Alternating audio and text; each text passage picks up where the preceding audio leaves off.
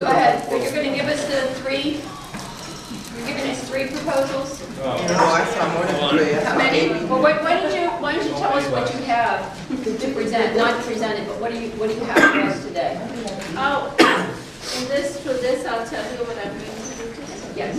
Yeah. I'd like to start out with that. And then after you tell us what you're going to do, then we can decide how we're going to approach our questions. Okay? Absolutely. So just the overview right now. How many would you have for us? Thank you. Exactly. First of all, good morning. And today we are here, the 23rd.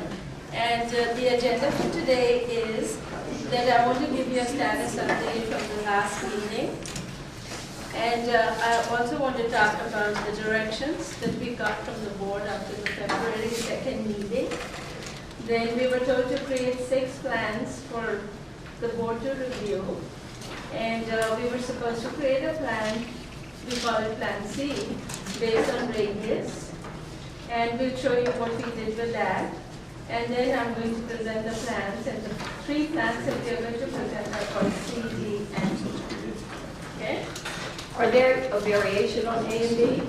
Or do They're we have totally 5? different because your criteria was different. And Okay, it's the so we have program- 6. So we have 5 then. Yeah. All right, now A and B, did you make the adjustments you talked about at the last meeting? Yeah, we did, and we Okay, had all right. provided them. So- Board, now we've got 5 plans. Any thoughts on how we're going to address this? Because I'm sure we're going to have questions. So I just after like the to- presentation. Go through them If we- first? Yeah, if we look at all 5 of them first, so Okay. make your Yeah. questions about each No plan. questions. And then, well, if we may need some clarification. So after we finish the review, then what we'll do is go through the board and we will ask questions about each plan one at a time. So we're not jumping from one to the other. So make sure you put what question, the plan your questions are. Madam All Chairman, can Yes. I want to make sure it was clear. Plan C is what you had asked for. Plan D and E are the changes to A and B. Oh, okay. Okay, that's what I was gonna Oh, all right. The changes were so dramatic Right. that they felt they wanted to name it something All different. right, well then. So why are you showing A and B then? Well, They aren't, they don't have it on there. Okay. okay, all right, so we're not going back to Amy. So So C, D, D, and E. is D the old A revised and E the old B revised? You can think of it, but when you look at it, they're different, so we just call Well, it D. but you based it on, We started with that. And C is the radius. C is the radius. Okay. And everybody knows what radius means because I do. Thank you. we can just define them. All right, all right. So I'll just go over All a right. couple of slides and then I'll actually get into details of the plans, okay? Like I said, I wanted to give you a status update. Last meeting with the board, we presented the redistricting process and the criteria used in creating plans A and B that were presented at the town hall meetings. Then, the same meeting, we showed some edited versions of plans A and B, and we provided large-scale maps for the website. The edited plans A and B took into account the human factor, which we got from the comments from the community via town hall meetings, emails, and Facebook comments. Okay? We received the updated redistricting criteria, and the school wanted 6 additional plans. 3 plans were to be created to address reduced program capacity at Ferry Farm. So program capacities were changed, and then they were changed to address the free and reduced lunch numbers. And 2 plans we created using a radius around the schools. Keep in mind, one was for Ferry Farm reduced capacity. So the redistricting criteria that came out at the last meeting was that no school to have higher free reduced lunch percentage than the currently highest, which is 53.58. Then the bus rides should be no longer than you currently have. And then there was this radius approach that we were going to try. And we had to make 6 plans. And the last thing that was that if a school has greater than 30% of or hire a free lunch, then we would have to work with SCPS for program capacity. So Artbridge worked with the new criteria. We got the updated capacities and we created 6 plans, which were submitted to SCPS SMEs for their review on February 15th. We received updated capacity tables on the 4th, on the 12th, 15th, and even until yesterday. So on February 9th, we received some comments from SME meeting, and also that the Ferry Farm reduced capacity plans were put on hold. So we used the radius approach, and it was interesting, the radius approach. We used half a mile and we used a mile, okay? And if you look at the map, you can see the circles, the blue circle, if you can see, was the half a mile as a crow flies, and the green one was a mile as the crow flies. And then we also looked at the crow flies doesn't really help us. So we actually looked at half a mile driving distance and 1 mile driving distance. Excuse me, do you have copies of the first several slides that you showed us? I guess I've given them to Matt. And he- This morning I received the electronic copies. Can we get copies of that Yes, absolutely. for today? Sure, if you need to do that, we can give them. Yeah, I just want to see everything in front of me because I'd like to refer back to what the criteria was and all that stuff. Okay, we can try and find a place to copy them. Once you, I'll just go into the office again. Send it to me in email. and I'll go do it. I just put a zoomed in map for the northern part of the county so you can see what I was talking about. We have these circles. While the circle is that big for half a mile, this is just the half a mile driving distance. And then the green is the circle as well as the driving distance. Okay? And then this is for the southern part of the county. And primarily I wanted to show you there's so much overlap. And just wanted to bring that to your attention. Okay, so last time we talked about, if we had a clean slate and we just go with the radius approach, this is how it would look. Stafford would like to have a larger area. And so the colors show what it would be like, how winding creek. So this is, what we did was, we just went out with the closest scope, okay? And I overlaid in grayish color your existing boundaries. Okay. So we started with this approach. It was good, but we knew that we had to come up with something else. So, but I do want to show you the numbers. If we went with the closest school to every planning unit, this is how it would look.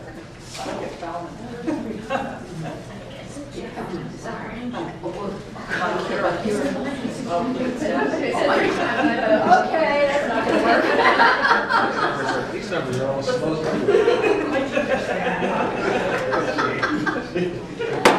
So, Is that what the half mile? this is with the closest. So this is with the closest. This is what you call a throw-out option. But yeah, so we wanted to show that. Noted that. Okay, but I do want to mention that.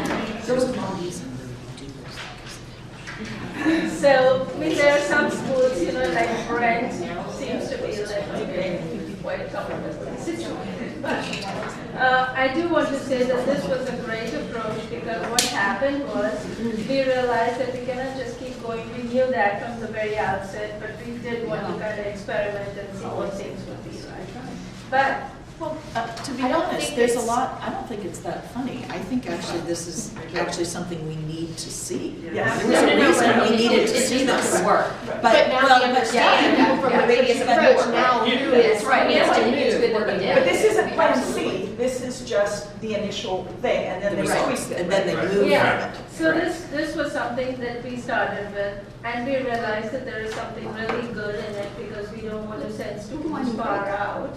So what we did was we tried to send them to the first school. If we can send them to the first schools, then we'll go to the second closest, third closest, fourth closest. So our algorithm in Plan C was, okay, we'll look at the first 5 schools.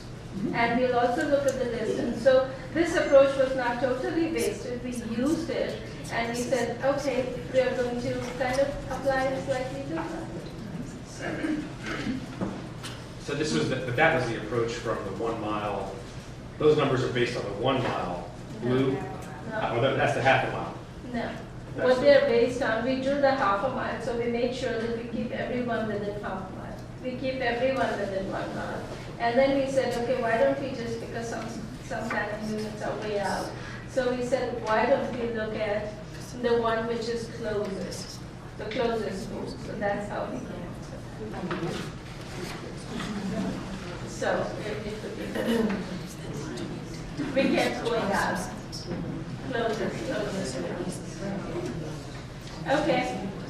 So now the rest of the slides, I'm going to just go over them, and you already have the tables in front of you. And then what I'm going to show you is I'm going to jump into the mapping application where I can zoom in, zoom out, and show you the stuff. So Plan C that we created was based on the radius approach. Okay? And we had 3,127 students were affected. Okay? And like I said, every planet was, not every planet, I'm sorry, every planning unit was assigned to at least the closest school, if not going up to the 5th closest. Okay, and we did some distance analysis because every time you worry about is the bus ride going to be longer or whatnot. So we did that, and we have the average distance for Plan C, we have the maximum distance, we have the existing average, and the existing maximum, so that you could compare. And if you look at it, it's pretty much what you have right now. So nothing stood out. Can you keep that up there? Because we don't have a copy We're of that. going to need copies of all these slides, not just ones with preliminaries, right? Yeah, Yeah, I think we're printed the entire presentation. You're printing the whole set? Okay, thank you, because it's too hard to remember all these numbers.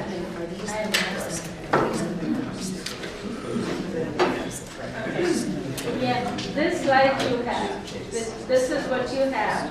And I just wanted to point out here that 2019, 2020, 2021, all the way up to 2023 is that you said that the numbers should be within 80 and 91. And we feel pretty good about being able to achieve that. And if you look at the numbers, we have as much as possible, we have tried to keep it within that threshold. And the free and reduced, nothing is more than 53. And wherever we had greater than 30% free lunch, okay, we went and we worked with the SEPS planning to give us updated program capacities to accommodate for the CSR requirements. And you do have this table, you do have in your packet.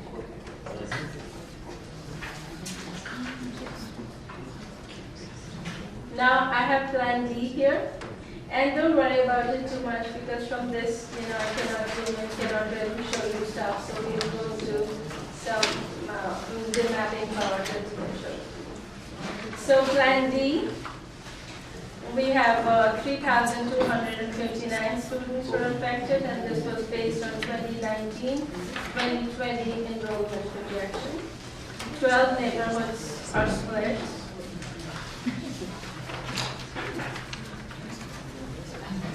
And we have the same distance analysis. And it's kind of matches up with what you currently have, so things won't change. There will be some minor changes, but Plan D table, similar situation. If you look at it, going from this column, 2019, 2020, all the way to 2022, 23, the numbers are pretty good. Did you say how many students moved under this one? If it did, I just missed it. 3259. 3259, okay, I just didn't get it. Okay. And the same thing here for free and reduced and street percentages. So we worked very hard with Matt, who kept giving us updated capacities. So we made sure that we were right on the target there. Then Plan E, which is 3358 students were affected, 11 neighborhoods was affected. C, D, and E, never mind. I don't know, right?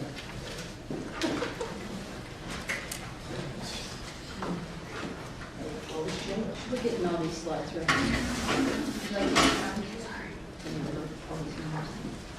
We have the distance analysis here, and you'll get the table. So I just put it in there so that you could see, and if not now, you could compare it later when you work on it. And these are the tables for Plan E.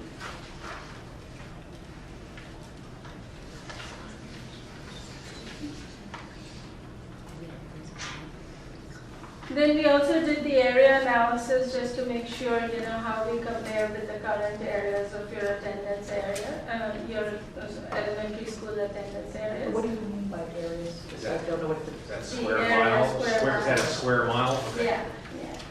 So your C, D, E, as well as your existing area.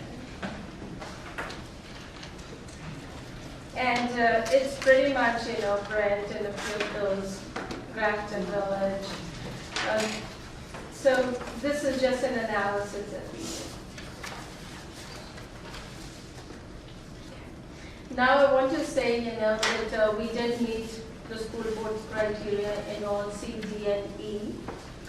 We made sure that the free and reduced lunch percentage was not greater than 53%, which you currently have.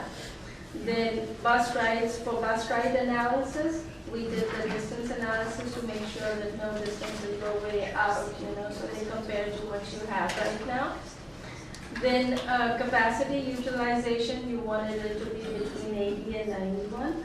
We were pretty close. When you look at the tables, you may say that there are some in 76 and 75, but when you look at a 4-year span, you start with 76 and it's going to go up. So, and the last thing that I wanted to mention was that we looked at the free lunch percentage, and anytime it was greater than 30, give it to Matt, and Matt worked out the capacity. Okay. So that is all I want to talk about, and now I want to show you the plans. Okay? And I'm going to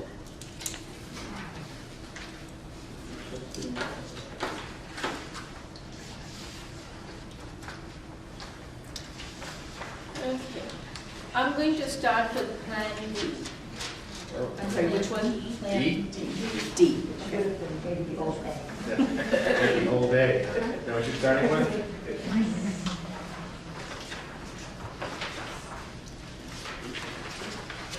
I don't want you to talk about it as, think about it as No. A is just D.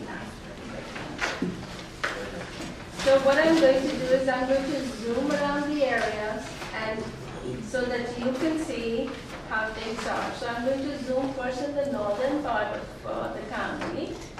So we'll start from here. Okay, that's you.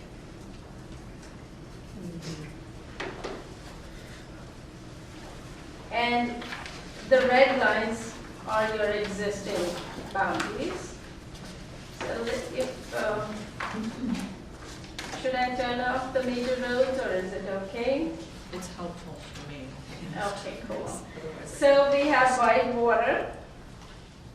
Then we have Hampton Oaks.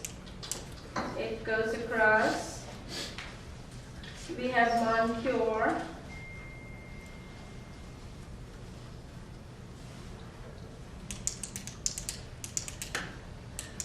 Then we have Barrett.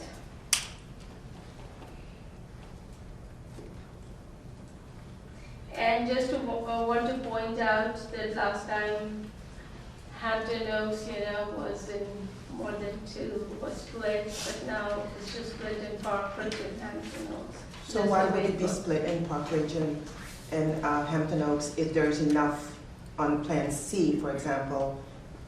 They all could be in Hampton Oaks. So Well, I think let's- it's a question. Can we hold the questions until we get through the presentation? Oh, I thought I heard questions earlier, but Well- okay, sure.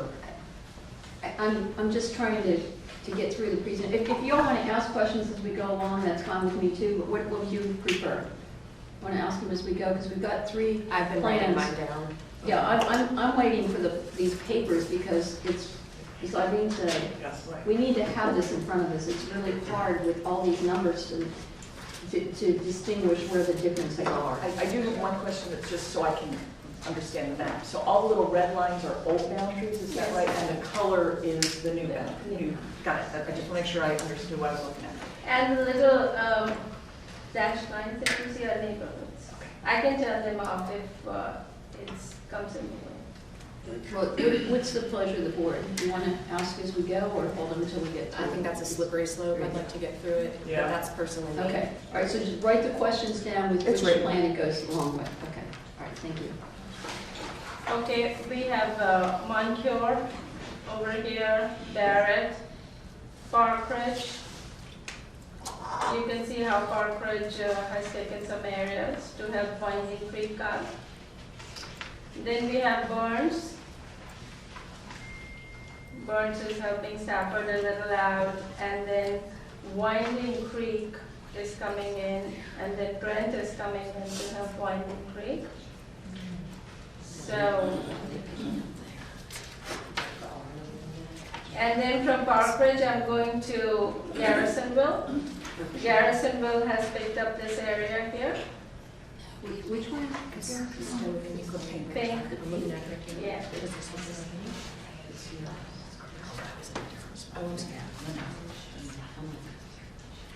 Everyone okay with that? So now I'm going on to Rock Hill.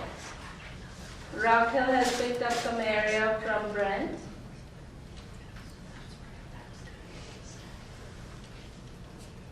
And now we have Brent. So we'll come down to Brent.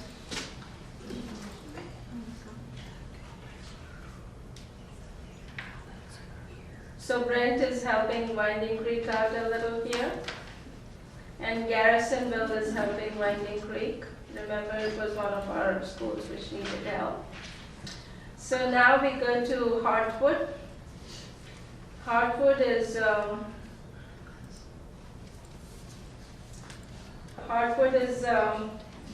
helping out. Working. Yeah, we have some area which was in Brent coming down. So Brent anyway is still coming over here to help out. Then we have Falmouth, we have Rocky Run. Rocky Run was one of our schools which needed help.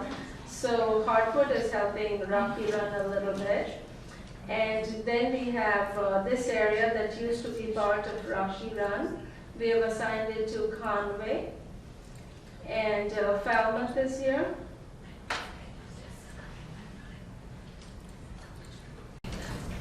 And so Falmouth had some islands that we took care of. And Falmouth is here, and Conway comes in. Conway used to have this part down here, so we assigned it to Ferry Farm. Ferry Farm went all the way up here, so Conway is taking that.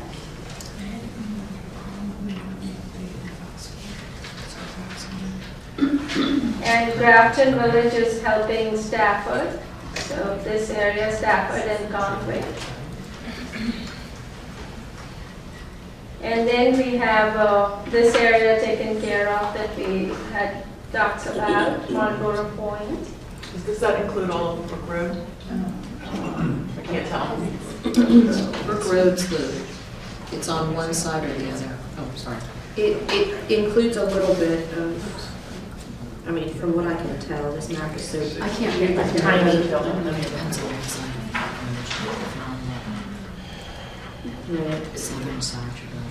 When, Dr. Kidner, when the staff come back, I think at some point we're gonna need individual school district charts for us to look at, because this is almost impossible to read. They don't have to be for now, but we're gonna have to have them for the next, will be, email to us or something.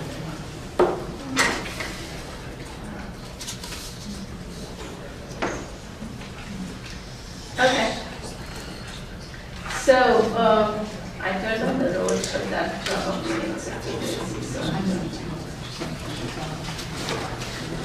okay. So, I think we have covered all the schools. And Plan B?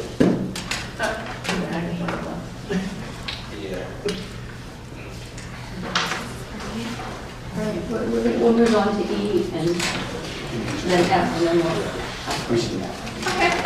So you have the maps and you saw it here. And I have provided map with like an E-size map, which will be put on the website and everyone can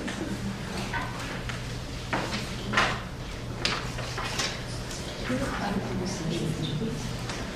Okay, now I'm going to go to Plan E.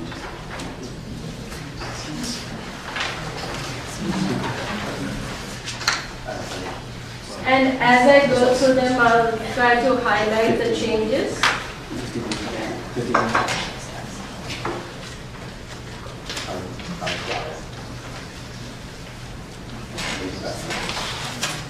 Okay, so we are here with white water. It's kind of the same as we have it in the other plan.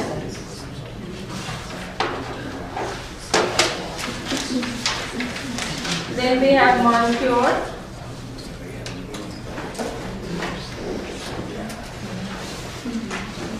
Then we have Hampton Oaks.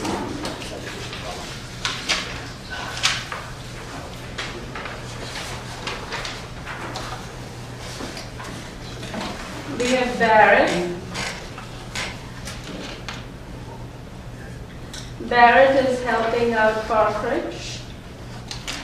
Okay, and it's also Garrisonville is helping out Barrett. Okay, so Parkridge is here.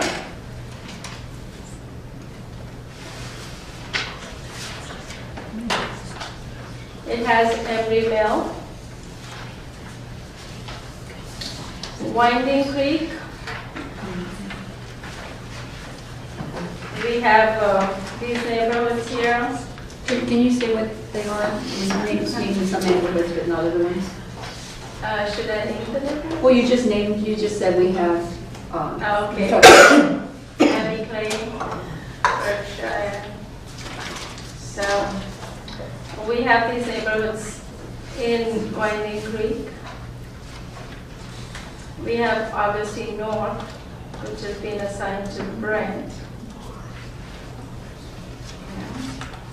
Then I want to make sure that I cover Burns. So Burns is here, and Burns is helping out a little bit here in the Moncure Hampton Oaks area. So Hampton Oaks could have both the Hampton Oaks neighborhood and West Lodge neighborhood together.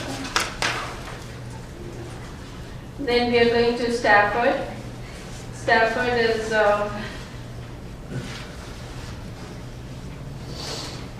Grafton Village is helping Stafford here. So, but we still, it pretty much looks the same as it looks at Plan B.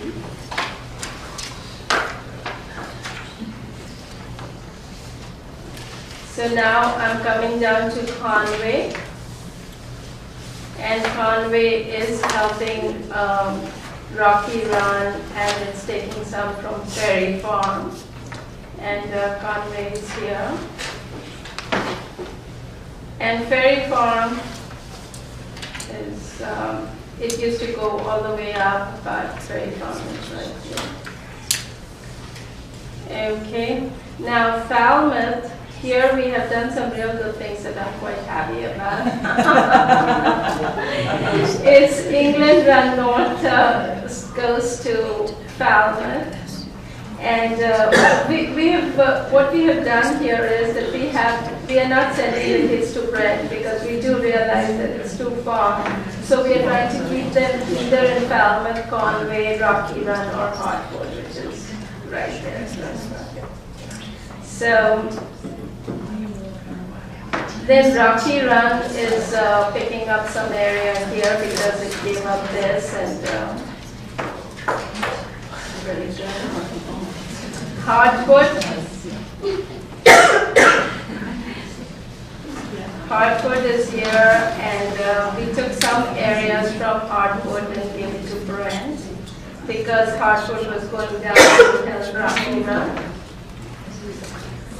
And I think that's all the schools.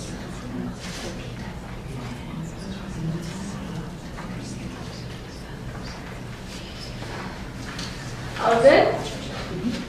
So, I do, as I show the plans, I do want to show a few things, which is that this, I do like this plan because we are addressing a lot of things that we had heard, so it's one of the plans that I like. Okay, now I'm going to show you Plan C, which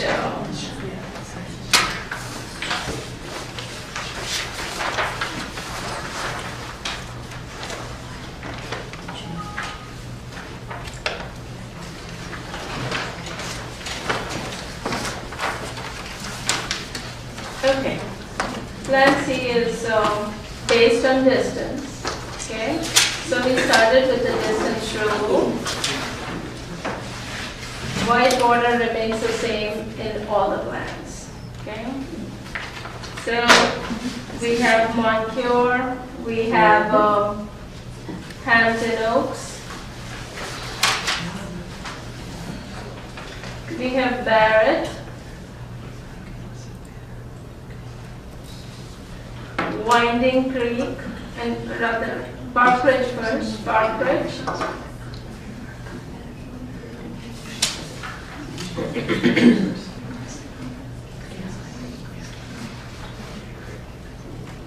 And we have Garrisonville. Garrisonville is helping Winding Creek a little bit in these two neighborhoods. This neighborhood is still in Brent, closer to Brent. And then we go up here. We are not taking, see in plans A and B, what we were trying to do was we are trying to hit the target of 85%.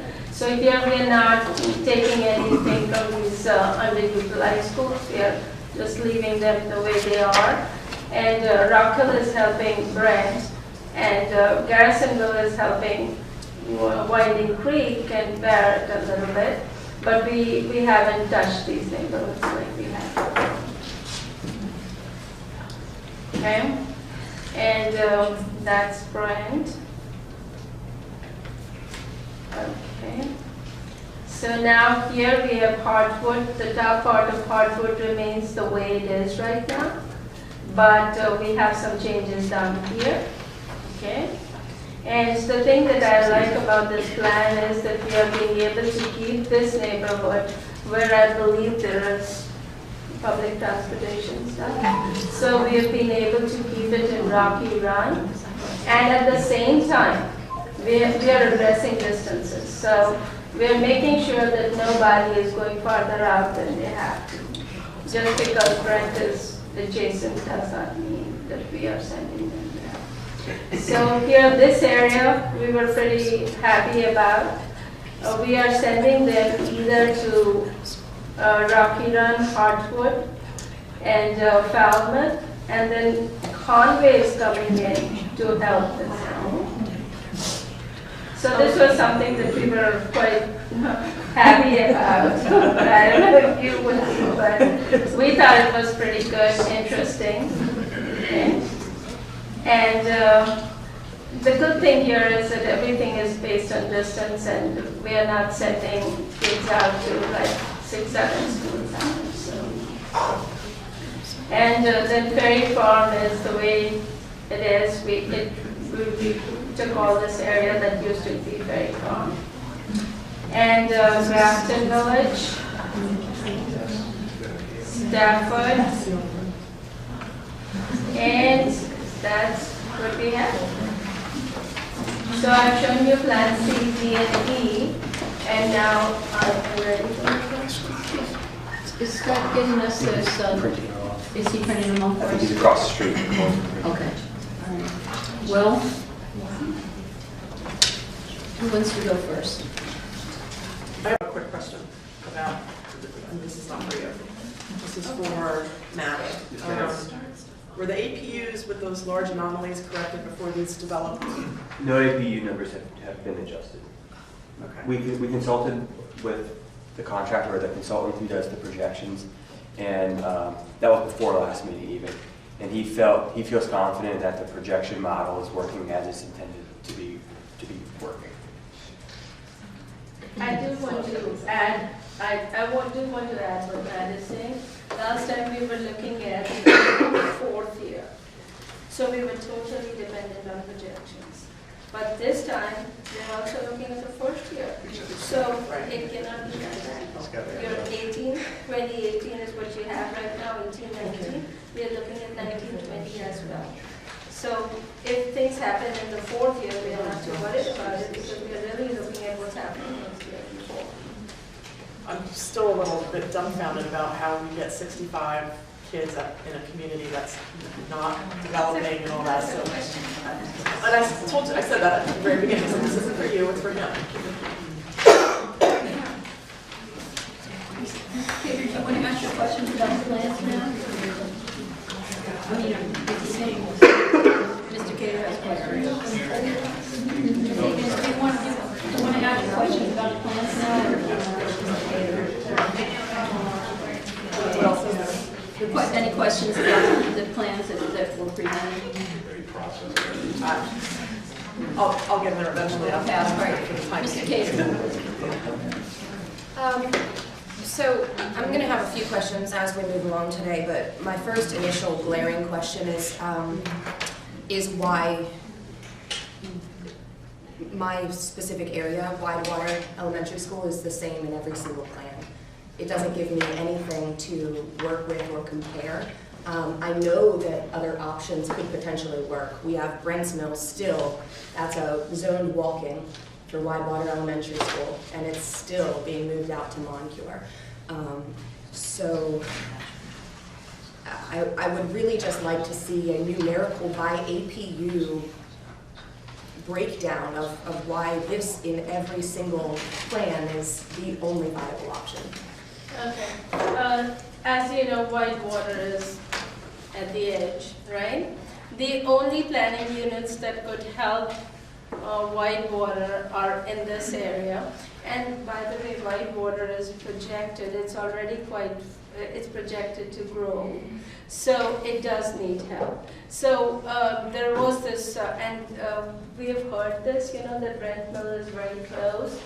And even though we say that this is one planning unit, which we have over here, but even if we split the planning unit, there are like 99 kids in that planning unit. And even if we split, most of the kids live there. So if Matt wants to address this. So I think what would really help me, and probably many other board members as we continue on with this conversation, is to see the map by APU numbers, because I hear you, but I don't understand most. I'd like to see how many students are in Brents Mill and how that affects them. I can put that up right now. No problem. This particular planning unit, which is, which has Brent Mill, I think, okay? It has, currently, it has, Right. 72. Could you zoom in on that planning unit, please? Sure. Because I think most of that is just empty space if I'm looking at You- it right, you along are- Telegraph Road. You're right about the empty part, but you know what, with all this area of this is the planning unit, and I'm not supposed to turn off the students, but. Why is that? Student point data is sensitive information. Oh, okay, so it's students, but Not the, but the APU numbers. numbers. The APU numbers are fine. Yeah, we want to talk about the numbers, we don't That's need to fine. know the students, but this is, in order for us to review this and Yeah, do see, an analysis, we right. need to add the numbers. If you can show me something that understands, and I don't think anyone wants to cherry pick and do things that are, you know, I just need to understand why this makes the most sense, and I don't. Let me just turn on. And also, there's no choices. I mean, I think Mr. Cater makes an excellent point here. I mean, her district is the same in every one of these options. And there's got to be other ways to look at it. And I know the person from Brentsville that sent us an email sent pictures, and you can see the school. I mean, it's like from here to See the blue area. courthouse. Yeah, Right. see, the school is there from what I understand and from what I'm told that these kids, it's the back. And if you look at the streets, you know, and regardless, whatever you say, I mean, I understand, you know that. But let me show you the PU. The count, the current count is there are 79 kids in there. Okay? In the entire APU or? In the entire APU. There are 79 kids right now, 1920, year 29 in fall. Right now there are 72, and then they are projected to be 79. And I just want to make sure I'm looking at when the APU, is that the faint blue line that's going down? Yeah. Is the APU. So it goes from Whitewater all the way down. So do you have any idea, just general, so those 79 kids, are they in the APU closest to Whitewater, or are they further out? Yes, so that's Telegraph Road, which is why I thought that it was incredibly important for people to be driving these roads. Right. Brents Mill is the neighborhood closest to Whitewater Elementary. The vast majority of the rest of that APU is empty land and a hotel. What change did you make from the current Whitewater to come up with that? That's what I'd like to see too. Oh, What does it look like currently, before any plans? Yeah, I'm sure. Did you take some, Yeah. I mean, Brent's Mill came out of there. Yeah, it was just this planning unit which was part of Whitewater. So you took that out and you didn't add anything else to it? It can't take anything. It's already, No, I mean, what did they take out 79 and I mean, did you balance?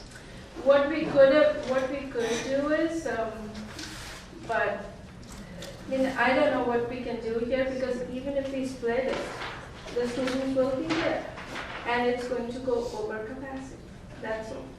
It's just the way Whitewater is. Okay, well, we're gonna have a work session and we can Right. get, we can get down to this Yeah, there. so I guess the last thing I'll say, and then I'll let some other people, but my frustration is that we don't have any other options, and I don't have anything that I can look at and see as far as APUs are concerned, number of students. So I just have to go by this and trust that that's the best thing, because I can't look at anything.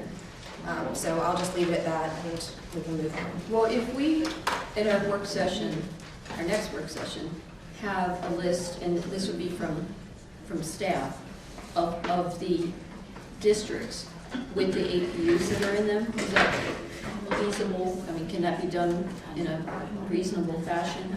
Like if we look at the proposed district in each of these plans, and the district would include the APUs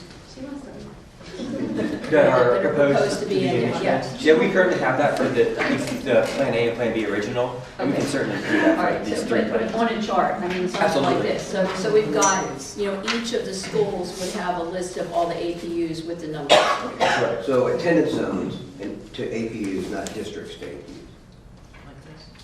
Attendance zone, school attendance zone. Well, the attendance zone is the Yeah. APUs, is it not? What- All the APUs together. I just go in heard the district, and attendance that's election districts, I just wanted to. zone. No, I'm talking okay. about the school district. No, Got it. I'll call it the school district. Yes, No, ma'am. this has nothing to do with election Yeah, I districts. just want to make We are sure. looking at the schools and the redistricting of the population, and the population in the schools is the APUs.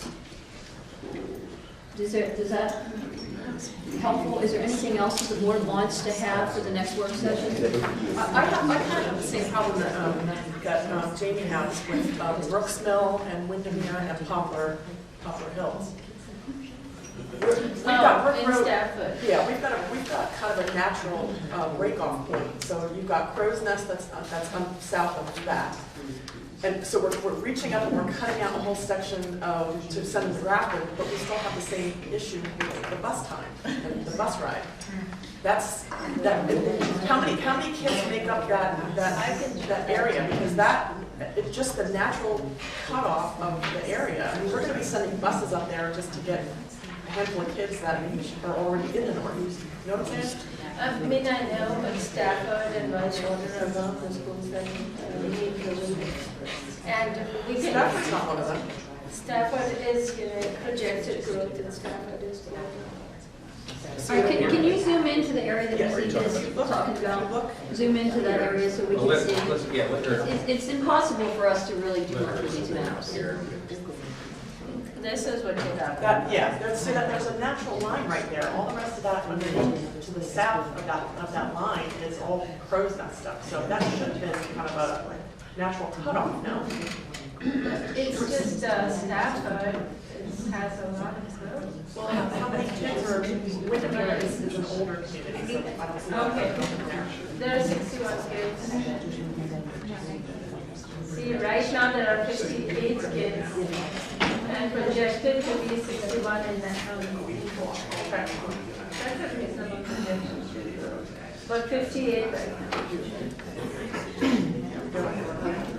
I just can't see sending All right. kids down Brook Road. I mean, when we did the renovation at Grafton, parents were freaking out because it was jumping through hoops to get their kids from Grafton up to Stafford Middle School. It's the same, but in reverse. So that's an issue.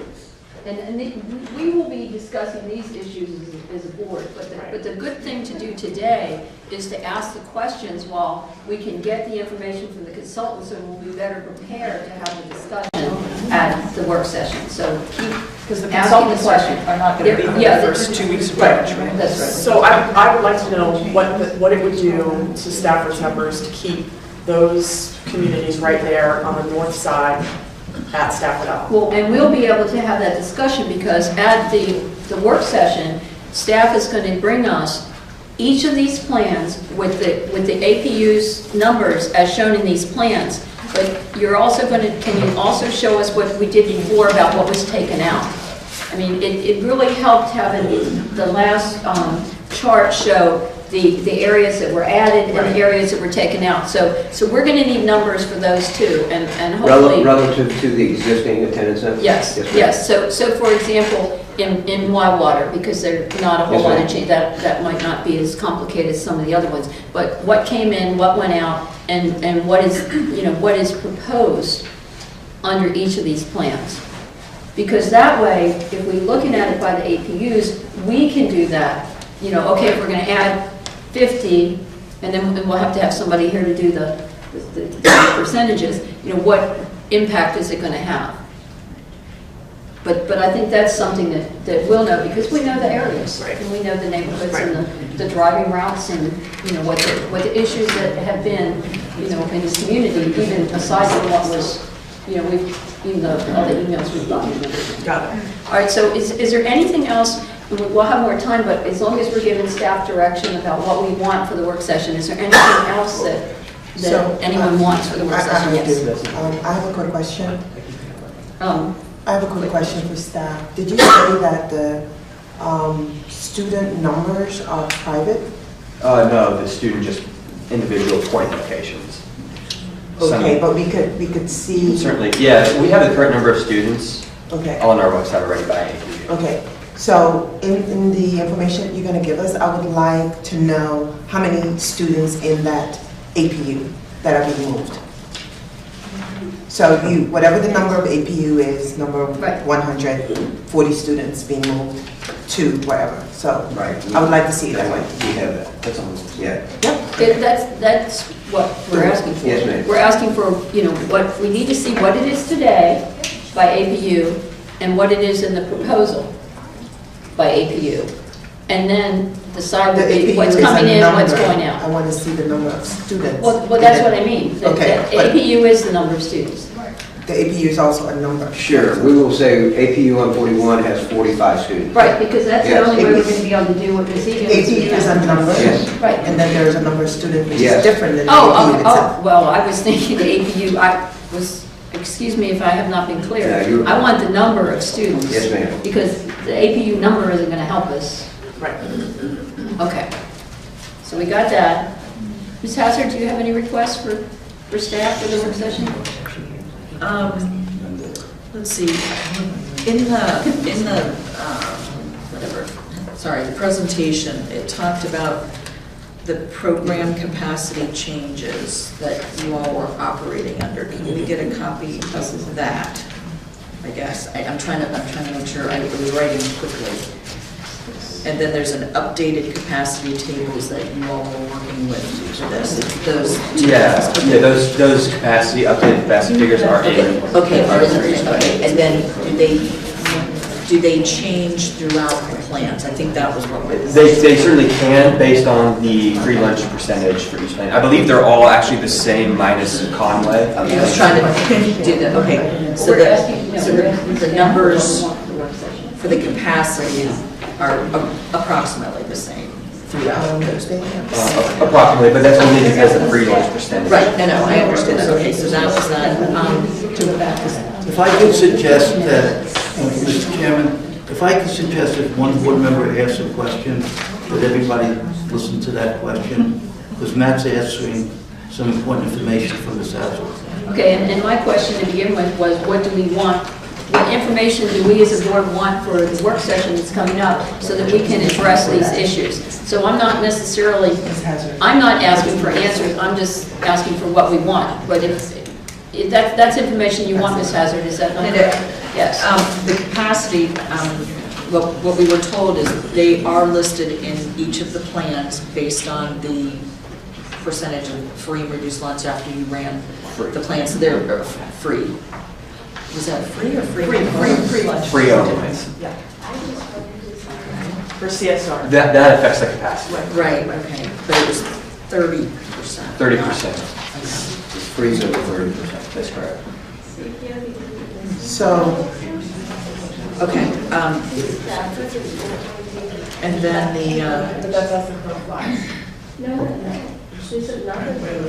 I'm sorry, who was asking the question now? Have you? I had one for the consultant. I'm sorry. I'll get Trish. Okay, all right, let's try to be orderly because there's going to be a lot of people that are going to be watching this that want to hear the conversation. So we'll just do one conversation at a time. Ms. Hazard's on deck now, to use a normal term. Right now, we are asking for really the general questions or items that we would like to see for Monday, correct? Because I have some That specific we need to questions. see, absolutely. Okay, so the capacity is contained in there, so that was one of those. Ms. Decatur asked for the list of the APUs with the number on a map. That would be very useful to us as well, because I think that helps us understand how these APUs have been divided, which I think was something we very much wanted, which was great. And then how we asked for the number of students within the APU, so that we plan on doing that also. I think we have that, but it's on the map so we can understand, to Ms. Decatur's point, of these APUs that are somewhat strangely shaped to figure out, should they stay in one, this came up very much in the high school one with a APU looking at Colonial Forge High School and then the back of it, and it was moving, so it was somewhat to Ms. Decatur's point. So I think an APU map a map with the APU numbers on there will be helpful for all of us to visualize, because I know I'm going to be driving this weekend looking at stuff, because that helps. So I think I'm good. And I have a follow-up question to Mr. Decatur. I'm sorry, Ms. Hazard.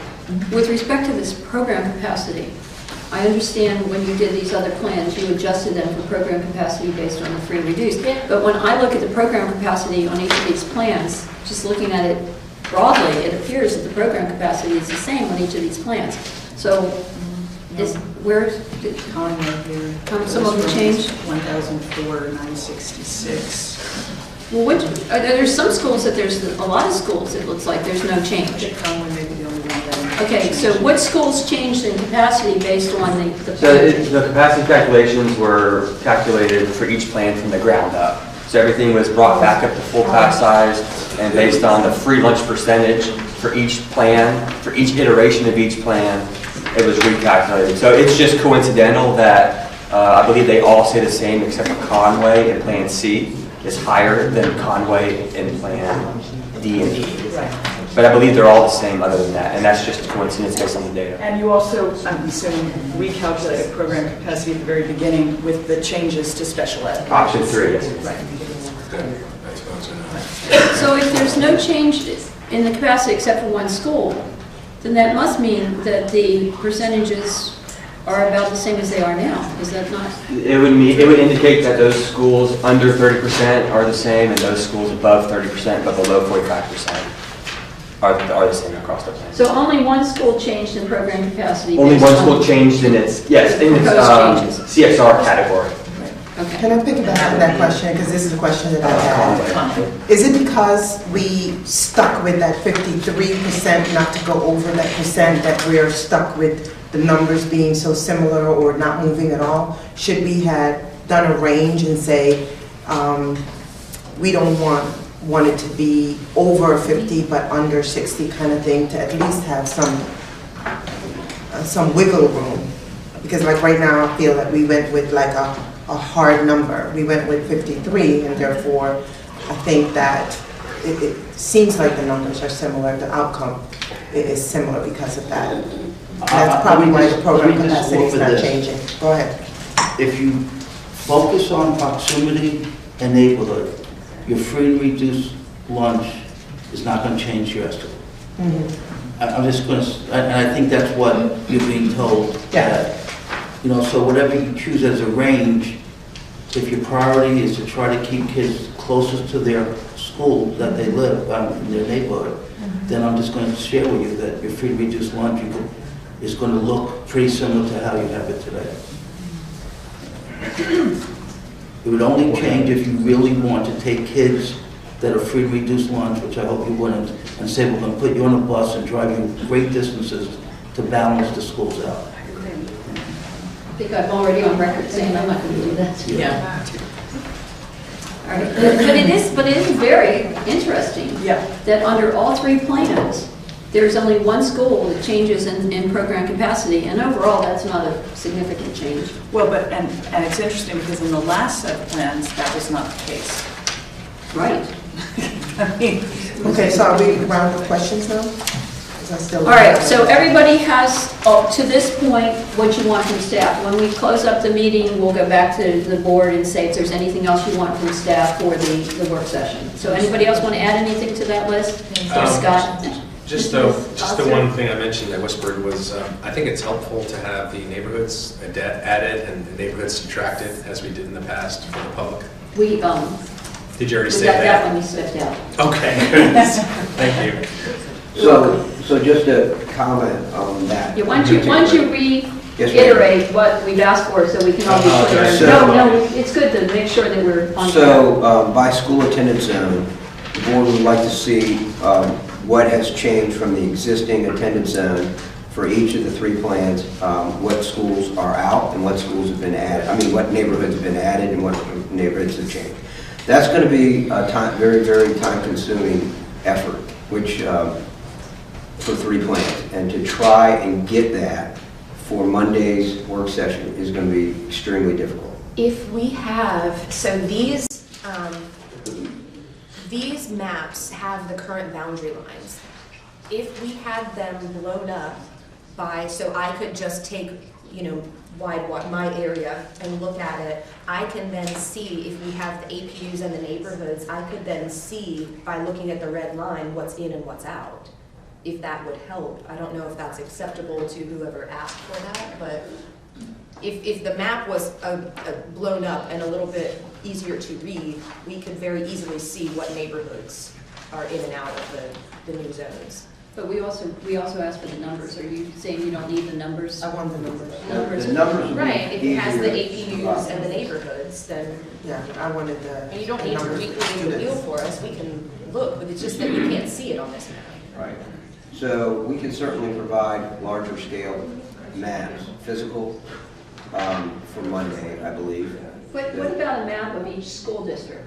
That Yes, to me, that's- you know, we will end up You'll with, be able to get that by Monday. with one of these for each school, a map for each school Right. that's readable. Right. Right.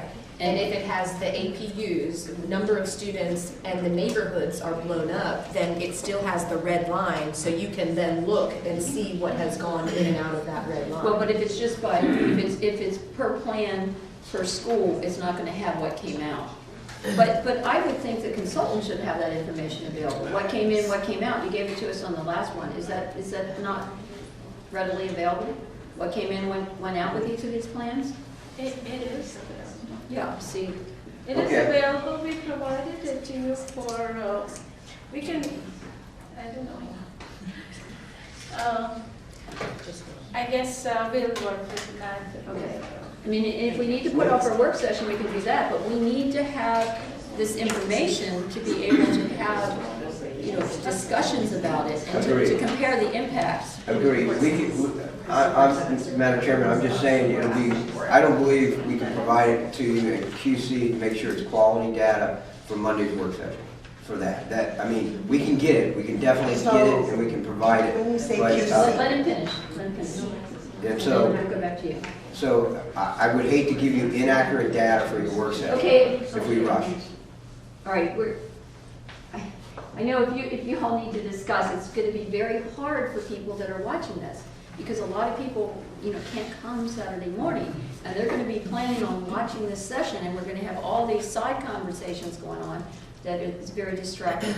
So, if you could repeat that again. Yes, ma'am, I just know the level of And then we'll effort, finish up. the level of effort that we, that the consultant, and then we QC'd it, we did a quality control to make sure it was accurate data for plans A and B. To do that, to list the neighborhoods of what was going in and out, was time consuming. It took time.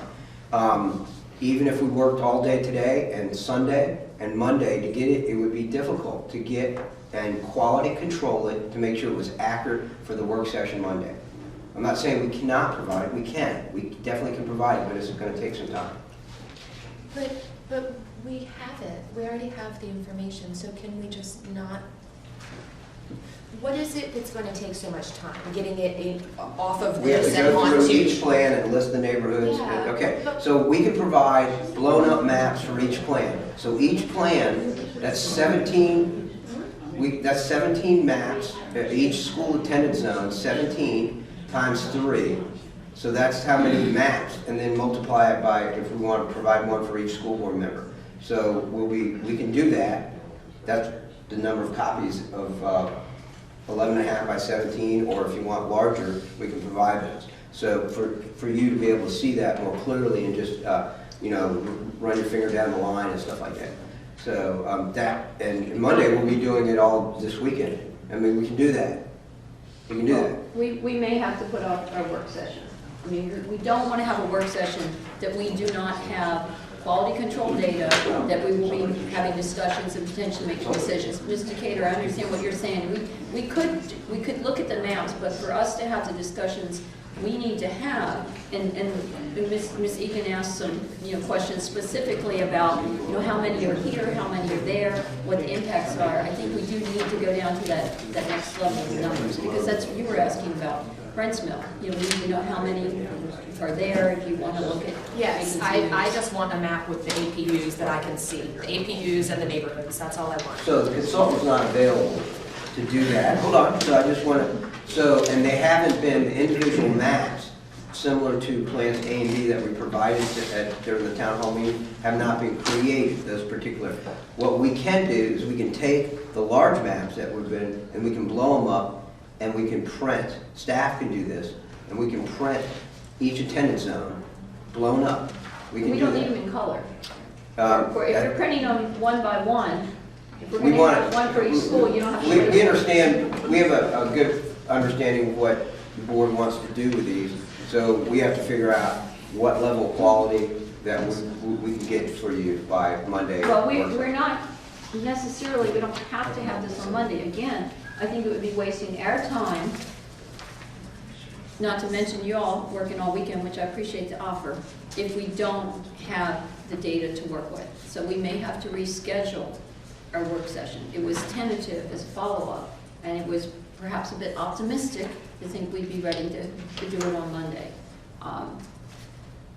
But perhaps we could have what Mr. Cater's asking for is the individual charts, and I don't have any problem with just taking it from here. You know, I mean, that's, if you want to look at what's in there, it's just something we can read. That's what you want that, and that shows, do these show the APUs? I can't read them to that extent. No, it doesn't. And I don't really want to ask, I've said this, and I'm just going to say it one more time, and I'm going to be quiet for the rest of the day, but I don't want to ask our staff to do anything more. This is why we're paying someone to do this redistricting.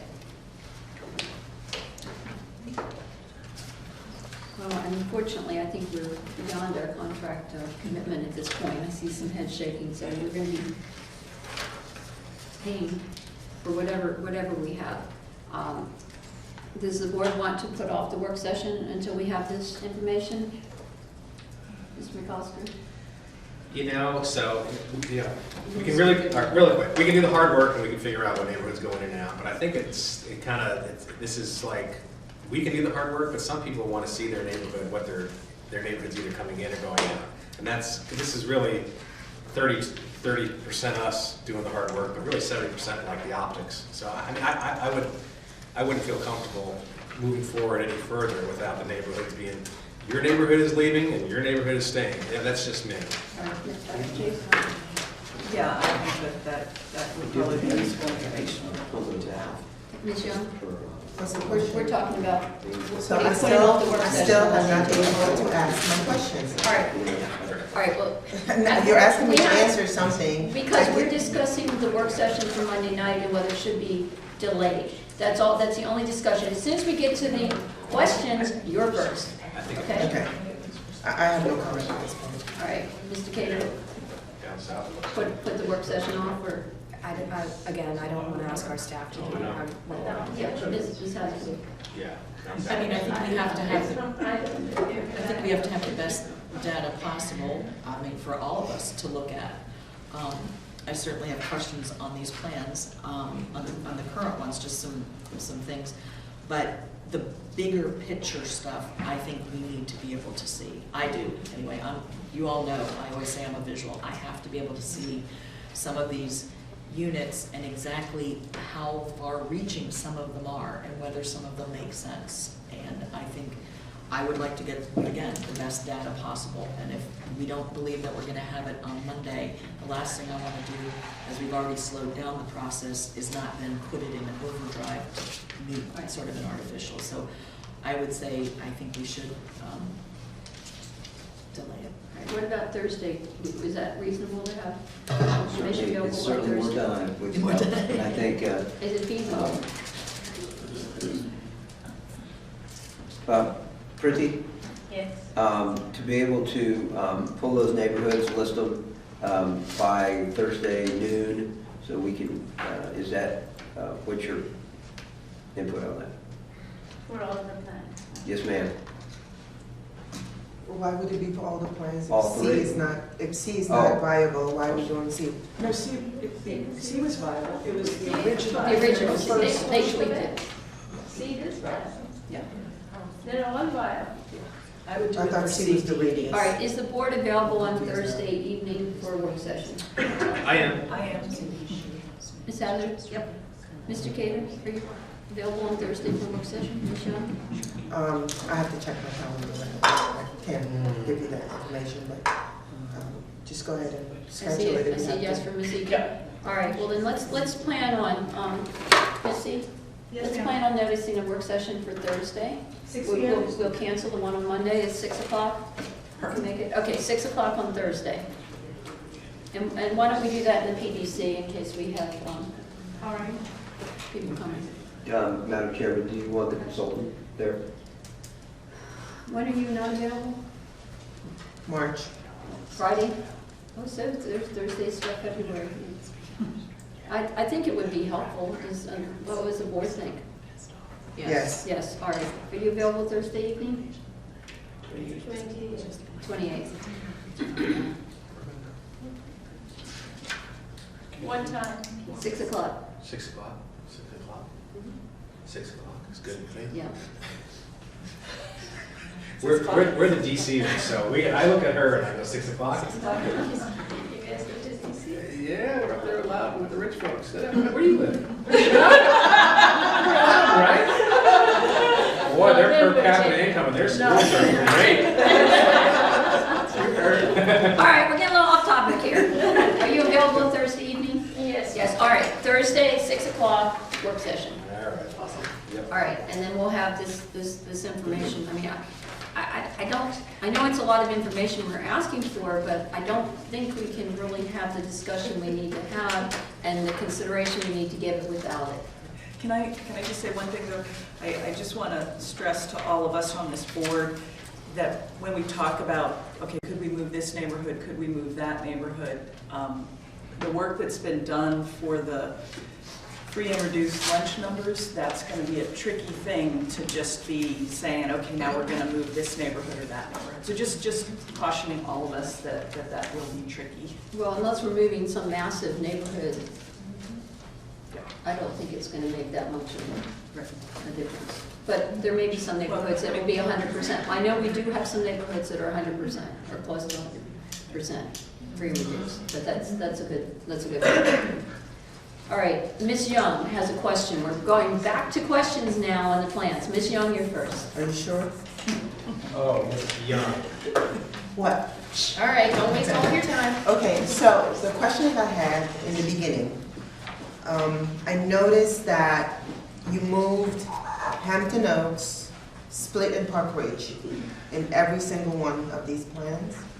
And then you also, I don't know what you did with Winding Creek. I'm still reading it out, while we're having these questions. Winding Creek and Park Ridge.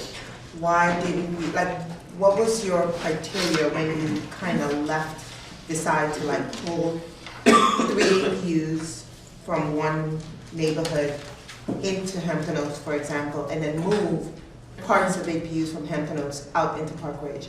Wasn't there a closer school for the other neighborhood, for example? Why did you move it that way? What was what went into your thought process there?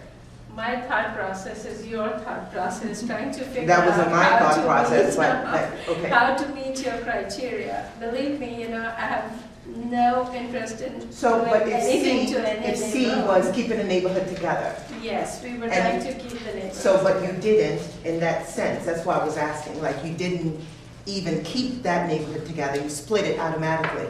No, let me show you Hampton Oaks. We worked so Sure, hard in show that me. area. You worked hard, okay, great. Okay, look at this. See, here we are. It's exactly the way you have it now. This is Plan C. And I'll show you Hampton Oaks neighborhood. So exactly we have it now, I understand, that's not how I wanted it to be though. but- Excuse me, where's the Foxwood Village? I'll show that to you. I mean, that's part of Hampton Oaks Okay. right now, so I'm just trying to orient myself on this chart. You see the little square up there? Okay, let me show you. This is where it's going to show up in green when I click on it. That is your Hampton Oaks neighborhood. Correct. Okay? And here what we did was, we kept it off. Okay? And these two are in Park Ridge. These two are part of, these two planning units are part of Hampton Oaks. And they are in Park Ridge. But the way it is right now, we have it exactly the way it is. And it's a very tight area. I understand it's the way it is, but that's not the way how it was prior to the way it is now. So you weren't, part of that redistricting. So the way it is right now is not the way how it was and not the way how it's supposed to be because the neighborhood is not together. So that's why I was saying. I do want to say that Sure. there are 831 neighborhoods. Now, if you want to go in and say you want to keep all of them together, then nothing can be. I've seen that you kept some together though. That's my point. We try to keep a lot of them together, and it's just that this area is so close to Barrett, so close to Park Ridge, and it's just a big neighborhood. Could you tell us how many students, you said those 2 planning units that are purple are part of Hampton Yeah. Oaks. Could you tell us how many students are in those 2 planning Okay. units, please? Here, this one has 31, and this planning unit has, so together, there are 62. 62 And students. In what neighborhood today? Hampton That's Oaks. Hampton Oaks. So they couldn't stay in Hampton Oaks, I guess. If you put them in Hampton Oaks, then we are going to exceed those requirements where we cannot go over 91%. And the other thing that we are trying to do is we are trying to see your Hampton Oaks had poles. So we had this here, and then we had this Foxwood. That's the one that Madam Chairman was talking about. Because that has several hundred students, right? Yeah, this one. And where did they, where they moved to? They went to Montcure. Montcure. Because That's when we got the letter from the Montcure is Hampton the Oaks teacher, closest. which I think was very enlightening. Right, we need to be a Yes, yes, yes. So here, this is a neighborhood. And is Foxwood in the? Foxwood Village, MHP. And this is the one right here, and it has a lot of kids. It used to have 250, I don't know how many has now. Okay, I'll tell you right away. Some of them are in middle school now. Now, it has 245 kids. And they used to be in Hampton I Oaks, know. but it's not good. They're closer to Montcure, so they should go to Montcure, and that's where we are. No, that's a good thing. That's We got an email from a teacher at Hampton Oaks that said a lot of those parents walked all the Right. way from there And down this to is Hampton something Oaks. that I've known all along, and this is something that I've pushed to make sure that the kids that are in walking distance to Moncure could go to Moncure when it opens up again. So And thank is you that for the that. case in all 3 plans? Yes. Okay, we're just making sure. And so the follow-up question to that was Park Ridge and Winding Creek. Did you relieve Winding Creek by moving them to Park Ridge, which is the first closest school to them? Is that- Yes, yes. And did you tell us So- what neighborhoods they were? We have part It of, was all Hampton Oaks? You moved No, Hampton we're Oaks? talking about Winding Creek. I mean, I'm done with Hampton Oaks because the 2 pieces went to Park Ridge. And Okay, so I'm so- wondering okay. if she relieved Winding Creek to Park Ridge because it's the closest school. yes. So here we have Embry Mill, that part of it we moved to Park Ridge. Then we have this neighborhood, which is Autumn Ridge. Yeah, we moved to Park Ridge. And then we have this neighborhood, which is Winding Creek. We kept it in Winding Creek. And then we have Berkshire. We kept it in Winding Creek. Amy Clay, we could not keep it in Winding Creek because it has a lot of students to begin with. Right now, it has 58 students. So Amy Clay and this one, I think this one, Arbor Glen, they went to Garrison. Arbor Glen is right in back of Park Ridge. Where's Where Augustine? is it? It's in Brent, assigned to Brent. How far is that? That's way far. That's it right there? Yes. And show me Brent. Brent. Brent's the blue.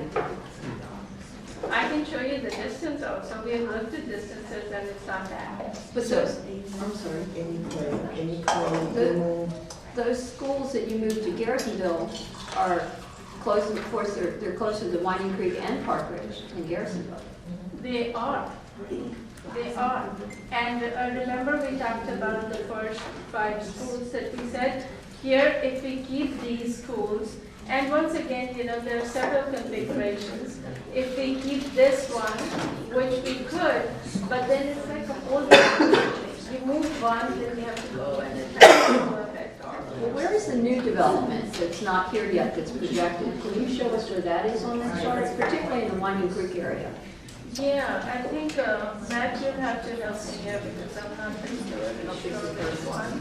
Matt, She's asking the audience for a question. Here, this is the one I believe where there's going to be some development plan, am I correct? But it's not in our projections right Not in the projections? So right in here, there's a question regarding new development. Yeah, I want to, in the Winding Creek School District, I want to see where the new development that's projected has been put into this district. Okay, clear your selection, Preeti. now. Yeah. All right, so there was a townhouse development applied for in here, Epic Furnace. So that's accounted for in that 4 to 7 year range. We have Liberty. Oh, I actually get the Liberty ones confused, but the one occurring right here at Winding Creek. Liberty West, Liberty Knolls West. Okay, thank you. These are accounted for or not accounted for? They're accounted for. Okay, I think. Is that right? Sure, didn't you ask what was not accounted for? Yeah, well, I'm trying to, the things that aren't built yet. I want to look at the new development coming in and how it's fitting in, because, you know, a lot of comments we get in, you know, I have to move so that the people that aren't even here yet will be in the Which is schools. where the preemptive So- districting conversation comes in. Well, I'm just trying to Right. figure out I'm with how you. many students are in this development that's not here yet that are in Winding Creek Right. district. And not just Winding Creek, but the other ones, but that's an area that, you know, I know that's going to be busy based on, you know, what I've heard from the projections from the staff. Now, did you have more questions, Michelle? No, thank you. All right, anybody else? I have one, at the risk of Scott's within hitting distance of me, so before I ask this, I just would like to say to the board, if you do look on the Stafford County Public Schools website, there is a map of the middle school attendance zones, which is helpful. I will say, it would be great if it had more streets, but I can pretty much track it here, so I am not going to ask for that. If that is an easy provide, that would be, I think, helpful, because looking at a few of these changes and how it overlaps with the middle school, I know that the middle school to me is sort of like a final overlay to make sure that we aren't moving kids, that we change a feeder pattern. Like I said, that was not a driving factor, but I think as we start looking at individual units, that is actually something important. So I will say to the board, it is on the website. I have found it on here. I think we can actually follow, because main roads are on there, but I just would invite anybody, because I've looked at a few in my district and saying, you know, maybe that's a good move, maybe it's not, but just looking at those feeder patterns. As I said, I kind of looked at that as an overlay, but there's a few here that I think we could potentially move, and it would be in the best interest of the students staying in their feeder pattern. So I just wanted to tell them, it is on our website, so I'm not asking for an additional map, unless for some reason you have one that's really easy. I wouldn't mind a printout of that one, but I think it's just the one from the website. How about we just give the printout from the website as part of the background materials for the work See, session? I didn't make it too bad, Madam but Chair, I have a question for Mr. Haran. After we make these changes and we have a plan that we're going to vote on and we can implement, how long is it going to take us to figure out who's in a walking zone? Are we going to be able to do all of this work countywide, reassigning the walking zones and notifying families and stuff? Are we going to be ready to implement this in August? Well, specifically on the walking zones, we will not create any new walking zones. You know, there will be a specific, if we look at it and we see that there's a potential area to create a walking zone, we have to go through a process. There's a process where we meet with VDOT, transportation. We go through this to look at it, the safety aspects of it. So creating a new walking zone is a process. And so we will look at whatever is approved, and if there are candidates for walking zones, we will walk them through the process. So they would not specifically be ready for the next start of the school year. I almost could say categorically. Okay. Now, the impact of existing walking zones, previously, Plan A and B were not impacted. We will look at these plans to see if any walking zones are impacted, but my gut tells me that none will be because of the criteria that's been used because our walking zone criteria is that these neighborhoods are right next to the school, as essentially, right?